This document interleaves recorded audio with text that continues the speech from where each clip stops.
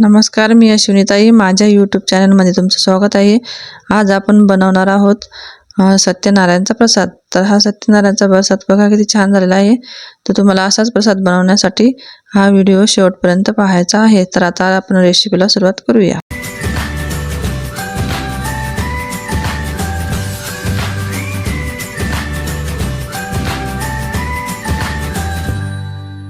आपण साहित्य पाहायला सुरुवात करूया. आता हे दूध घेतलं मी आणि हे तूप, साजूक तूप घेतलं. साजूक तूप, एक केळी आहे, पिकलेली केळी आहे, ही साखर आहे आणि हा रवा आहे, बारीक रवा आहे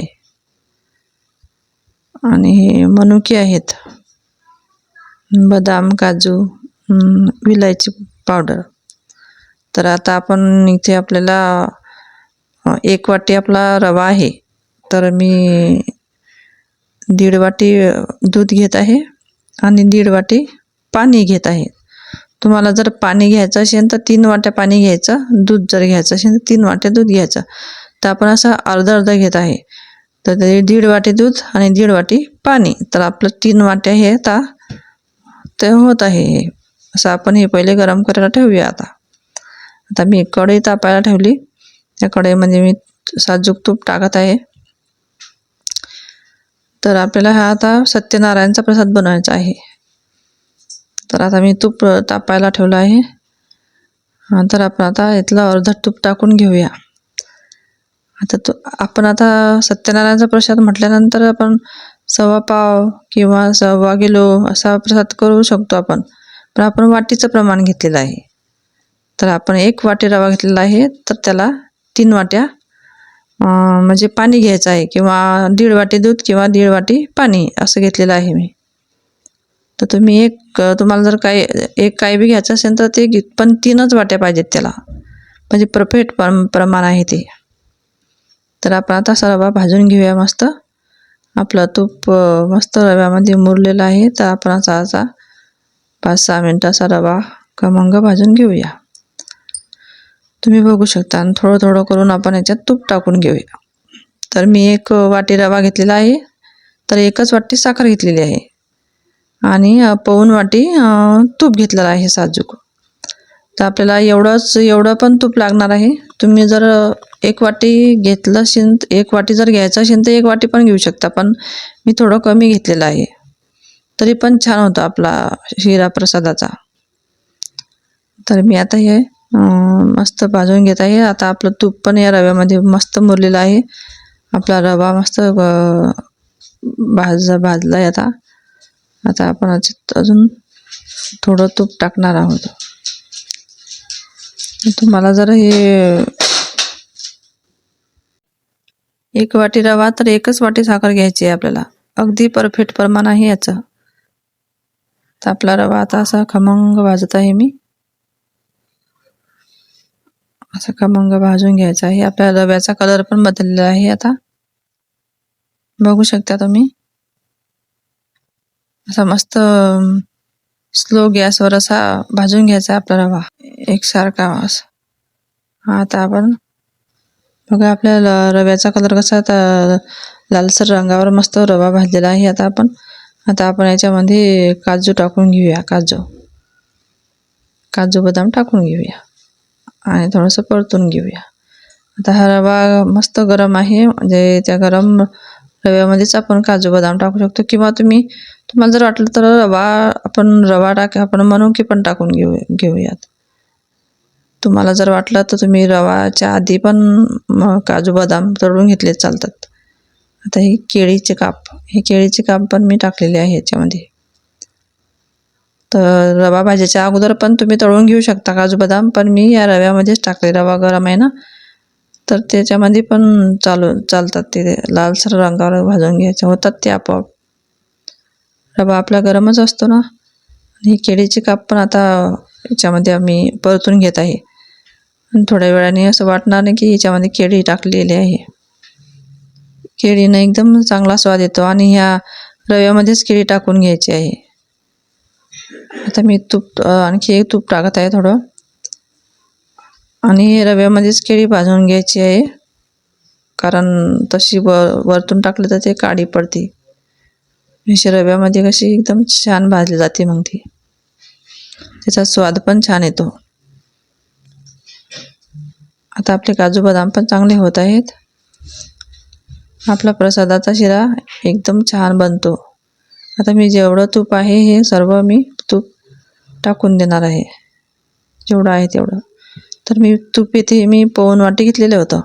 1 वाटी रवा, 1च वाटी साखर आणि पाऊण वाटी तूप, साजूक तूप घेतलेलं आहे. आता हे आपला रवा बघा किती छान झालेला आहे. काजू बदामला पण तांबडा रंग आलेला आहे मस्त. आता असं पूर्ण भाजून घेत आहे. आपलं दूध आणि पाणी पण एकत्र करून मी तापायला ठेवलं, त्याला पण उकळी आलेली आहे. आता आपण थोडं थोडं करून टाकू याच्यात. पूर्ण एकसाथ नाही टाकायचा, पूर्ण उडते अंगावर उडण्याची शक्यता असते, तर थोडं थोडं करून टाकायचा. 2 वेळेस 2-3 वेळेस करून टाकायचं हे पाणी. तर मी 2-3 वेळेस करून टाकत आहे आणि असं परतून घ्यायचं आहे. आपला रवा पण किती छान भाजलेला आहे. आपले काजू बदाम सगळं आपलं छान भाजलेलं आहे मस्त. आपले केळीचे काप पण दिसत पण नाही याच्यामध्ये, मस्त शिजलेत ते. आता पूर्ण मी टाकून घेत आहे. तुम्हाला जर वाटलं तर तुम्ही या दूध पाण्यामध्ये पण साखर टाकू शकता, पण मी साखर नंतर टाकणार आहे, कारण हे मला पूर्ण भाजून घ्यायचं आहे आणि याला एक वाफ काढायची आहे. आता मी परतून घेत आहे हे पूर्ण. बघा आपला शिरा किती मस्त झालेला आहे प्रसादाचा, 1 नंबर झालेला आहे. तुम्ही पण असा करून पहा, परफेक्ट प्रमाण आहे. असं पूर्ण परतून घ्यायचं आहे. आपले काजू बदाम पण छान झालेले आहेत मस्त. आता आपण याच्यावर आता झाकण ठेवून घेणार आहोत आणि याला एक वाफ काढून घेणार आहोत. बघा आपला छान किती मस्त झालेला आहे शिरा प्रसादाचा. आता मी याच्यावर झाकण ठेवत आहे, एक वाफ काढून घेत आहे. बघा आपला शिरा किती मस्त झालेला आहे.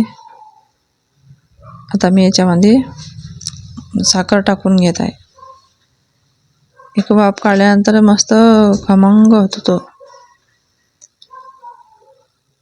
आता आपण याच्यामध्ये साखर टाकून घेऊया. बघा किती मस्त झालेला आहे, लसलस तोंडात टाकताच विरघळणारा असा आपला शिरा झालेला आहे.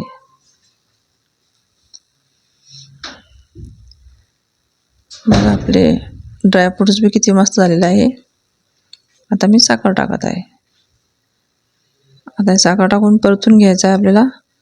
आणि हे गरम असल्यामुळे आपली साखर लगेच विरघळते आणि थोडा पातळी झाला ना तर 1-2 मिनटं असा परतून घ्यायचा.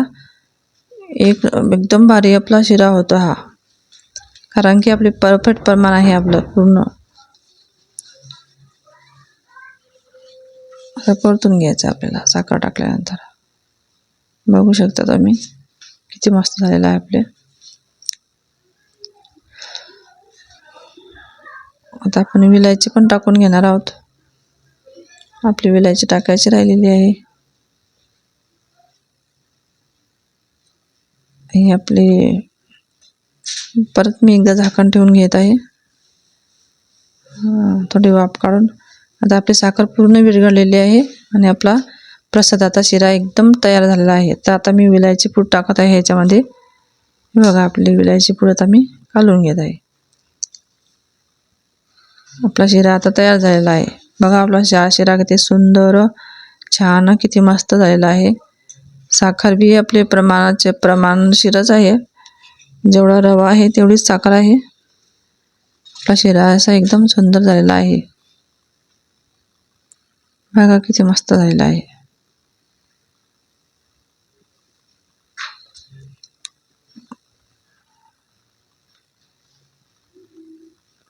पुन्हा दुधाचं आणि पाण्याचं प्रमाण बी सारखंच आहे, एकदम प्रमाणशीर आहे. आणि साखर पण बघा किती छान झालेला आपला शिरा. तर तुम्हाला जर असा प्रसादाचा शिरा बनवायचा असेल तर तुम्ही बनवा. आणि व्हिडिओ आवडला असेल तर तुम्ही लाईक, शेअर, सबस्क्राईब करायला विसरू नका. झालं.